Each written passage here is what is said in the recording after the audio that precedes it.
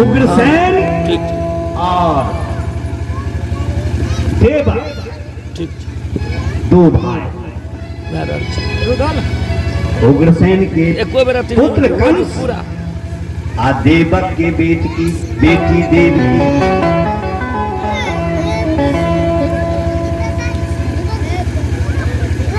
उग्रसेन के पुत्र कंस और देवक के बेटी देवकी।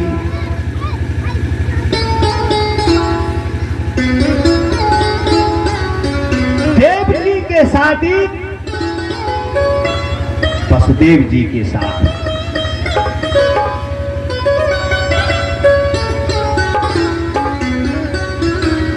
राजा देवक का 4 लड़की, 4 बेटी राजा देवक का। 3 बेटी के शादी राजा देवक पहले वसुदेव जी के साथ केने छे। चौथी बेटी लास्ट बेटी देवकी जखन देवकी शादी के योग भ गेला तखन देवकी के माता राजा देवक से कहले कि की देखे थे एके दिन कोनो बात नहीं भे जाइए। चाहे देवकी अब शादी के योग भेज जा रहा किम्हरो पहले से घर बर ताकत रहबे तखन जाकर कोनो दिन नीक घर बर मिलत।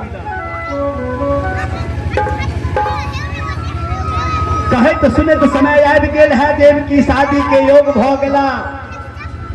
बार बार देवकी के माता राजा देवक से रिक्वेस्ट करत कि आप से बेटी शादी के योग भ गेल आप से लोग घर बर देखल जाए नीक सन के। राजा देवक पहुंचले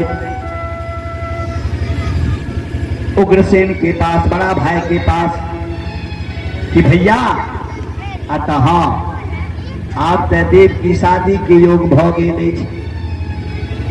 देवकी के माता रोज रोज रिक्वेस्ट करे छे तो आप देवकी के वास्ते किम्हरो नीक घर बर देखल जा।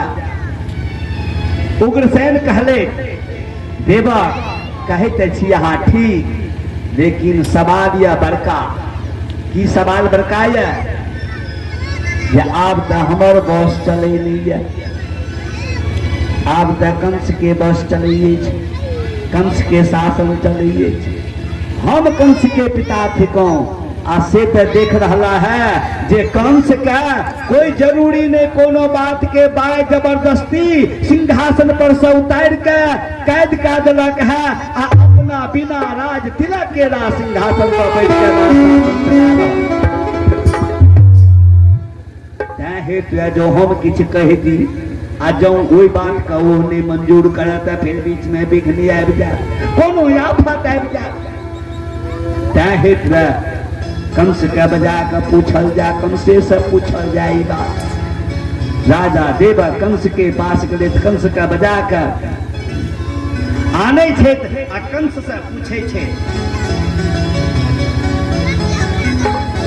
हाँ, अमरजीत यादव आपने अमरजीत यादव अपने भतीजा के जन्म उत्सव के शुभ अवसर पर 101 रुपया का चढ़वा दान स्वरूप भेजे हैं। उन बच्चे की दीर्घायु के लिए मैं बहुत बहुत धन्यवाद दूंगा और प्रभु से प्रार्थना करूंगा भगवान से कि भगवान इन बच्चे को आप दीर्घायु करें, बल बुद्धि विवेक परिवार में सुख शांति। और आपसे मैं कुछ नहीं मांगता हूँ, मैं इतना ही मांगता हूँ कि आप इस बच्चे को दीर्घायु करें। बोलो भक्त वत्सल भगवान की जय। साथ ही दानदाता की रोजी रोटी में वृद्धि, परिवार में सुख शांति की बार बार दान करते रहे।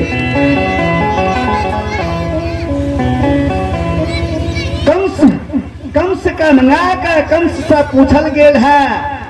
उग्रसेन पूछे बेटा कंस, हाँ पिताजी देवकी शादी के योग भे गेल। देवकी के वास्ते कोनो नीक घर बर देखल जा। जी हाँ नीक किया लास्ट बेटी अछि, अंतिम बेटी ई थी। एकर धूमधाम से होबा के चाहे शादी, कने के नीक घर पर देख के वसुदेव जी के उग्रसेन के बात सुन के और राजा देवक के बात के सुन के कंस कहिए पिताजी और चाचा जी, अतः अपने दोनों जे कहलिए है नीक घर पर, जखन नीक के सवाल याद है तब तक हमरा समस्या कि वसुदेव कुमार वसुदेव से बढ़ के हमरा नजर में कियो नहीं कोनो घर नीक बुझाइया आ नहीं वो बड़ नीक बुझाइया।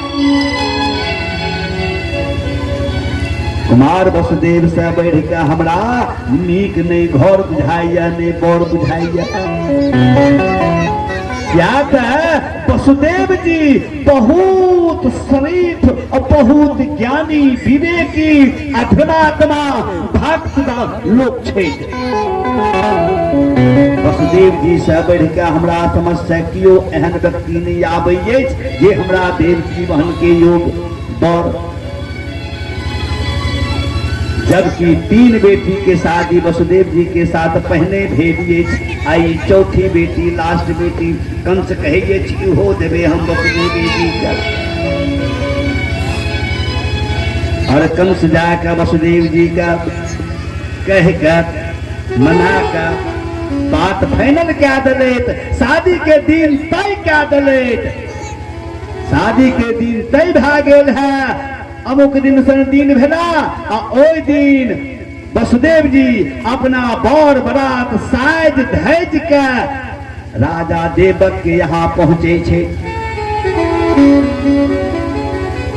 जब राजा रहे त राजा का कोई दिक्कत वाला बात, राजा जे व्यवस्था केने रहे, राजा देवक जे व्यवस्था की चर्चा वर्णन हमने क्या सके छी।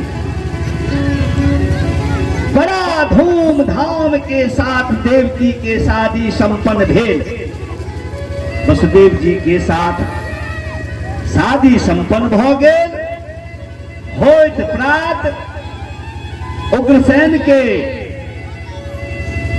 आग्रह भेल कंस से कि बेटा कंस, अतः पिताजी अहें के कहना अनुसार सब बात भेल है।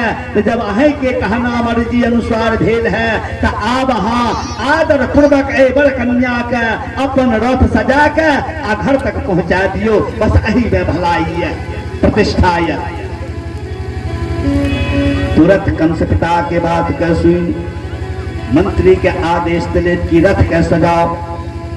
बड़ा धूमधाम से बड़ा आनंद से रथ के सजा के तैयार के ले। रथ जब सज के तैयार भेल है, आब देवकी वसुदेव के ओई रथ पर बैसाबै छे।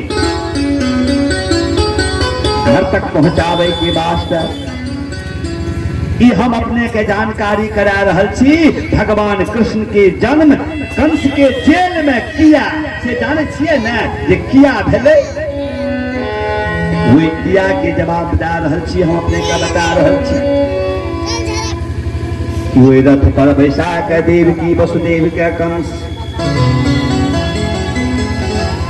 आ जखन अपना वही रथ पर चढ़ला है, आब अपना बहिन और बहनोई के लाके घर तक जेता पहुंचावे के वास्ते रथ पर बैसला और घोड़ा के लगाम के पकड़े छे।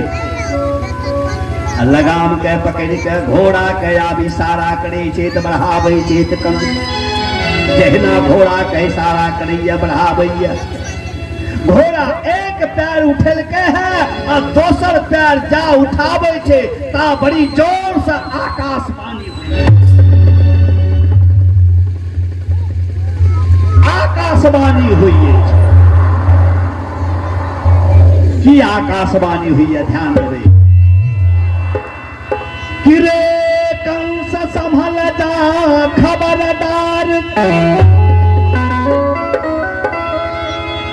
तुम्हें कंस संभल जा खबरदार। जिस भगनी को पहुंचाते हो कंस समझ जा खबरदार, जिस भगनी को पहुंचाते हो अरे मनमोद प्रमोद में मस्त हुए, मनमोद प्रमोद में मस्त हुए, तुम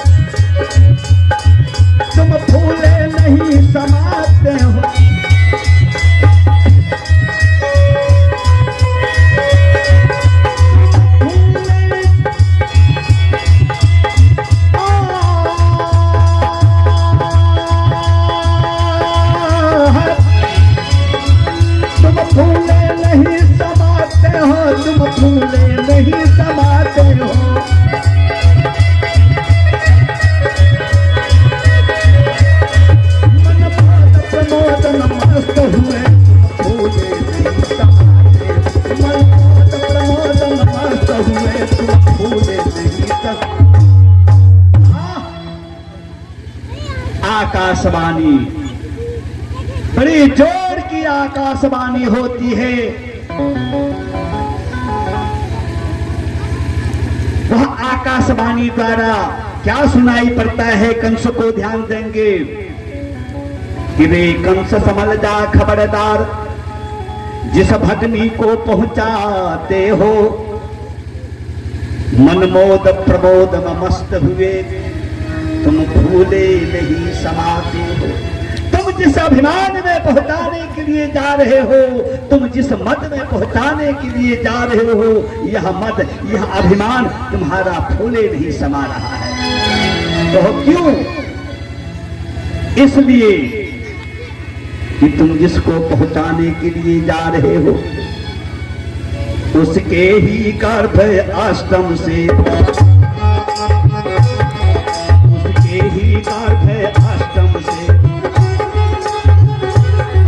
उसके ही गर्भ अष्टम से सुत ऐसा पैदा होवेगा,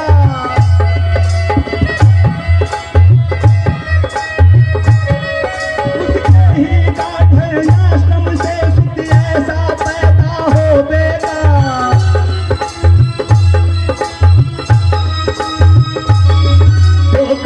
चूर्ण कर इस जग से, तो गर्भ चूर्ण कर इस जग से,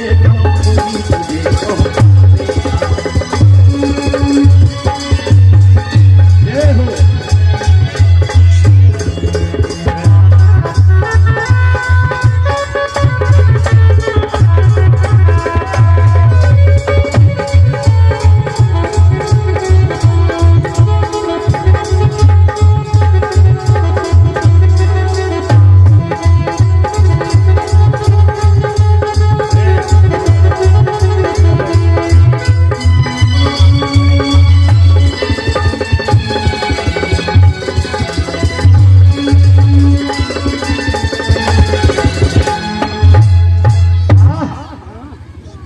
आकाशवाणी द्वारा कंस को सुनाई पड़ रहा है। आकाशवाणी बता रही है कि रे कंस, तुम जिसको पहुंचाने के लिए जा रहे हो उसके ही गर्भ से 8वां संतान ऐसा पैदा होगा जो तुझे मार करके जमपुरी पहुंचाए। समझ गए? इस बात को जो कंस सुना, ऐसी आकाशवाणी को जो कंस सुना, सुनते ही कंस ने जो घोड़े को बढ़ाया था, फौरन कंस जो है अपनी घोड़े की लगाम को कस लेता है। जैसे रथ को आगे बढ़ाया तो ही रथ को रोक लेता है, इमरजेंसी ब्रेक लगा देता है और रथ को रोक करके है कंस इस बात को सुनते ही झट से रथ से उतर करके नीचे आ जाता है। और नीचे आता है और फिर क्या करता है, तो लपक करके जो है देवकी जो बैठी थी रथ पर, झट से कंस जो है लपक करके देवकी की बाल को पकड़ लेता है और खींच करके रथ से नीचे पृथ्वी पर देवकी को पटक देता है। देवकी को पृथ्वी पर पटक देता है और अपने मयान से तलवार खींच करके देवकी के ऊपर तैयार। देवकी को मारने के लिए कि तुम बहन नहीं है बेटी है,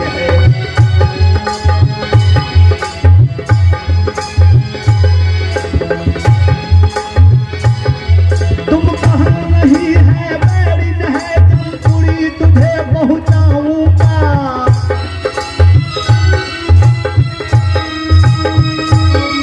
तुम बहन नहीं है बेटी है, जमपुरी तुझे पहुंचाऊंगा।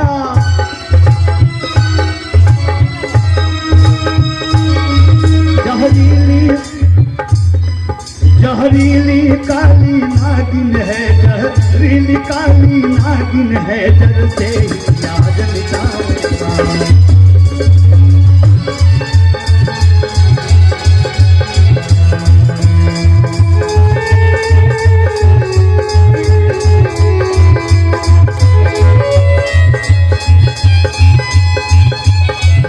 जय हो।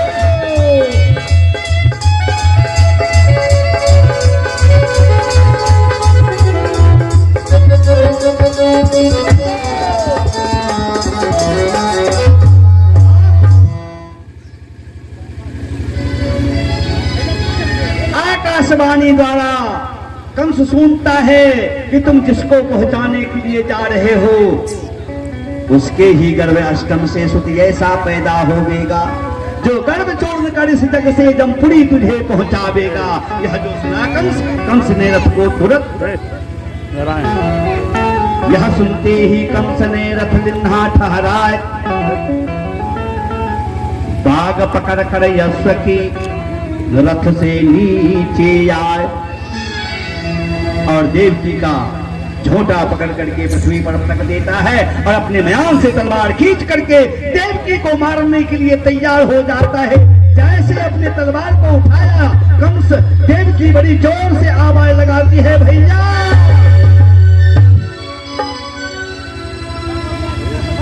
कंस का हाथ रुक जाता है लेकिन कहता है, खबरदार, तुम मुझे भैया नहीं कह सकती है। कहा क्यों भैया? कहा इसलिए कि तुम बहन नहीं है, तुम बहन नहीं है, बैरिन है, इसलिए जमपुरी तुझे पहुंचाऊंगा। जहरीली काली नागिन है, जल से ही आज मिटाऊंगा। क्यों भैया? मैंने तो आपका कुछ बिगाड़ा नहीं है, ऐसा मुझसे कौन सी गलती हुई है भैया जो तुम मुझे मारने के लिए जा रहे हो? कंस कहता है, देवकी तुम मुझे भैया मत कहो, आज मैं तुझे छोड़ने वाला नहीं हूं। कंस ने देवकी से कहा कि देखो देवकी, गर नहीं रहेगा तरभू पर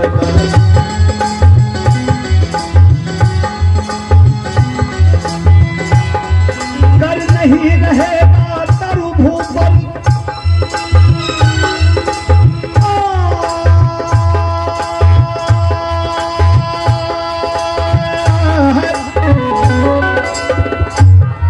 गर नहीं रहेगा तरभू पर तो फल कैसे हो सकता है?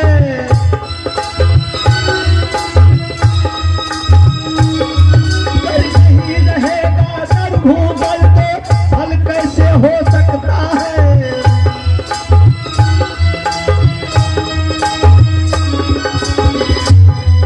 कर उचित नहीं, कर उचित नहीं हो बेटी, कैसे हो सकता है? उचित नहीं हो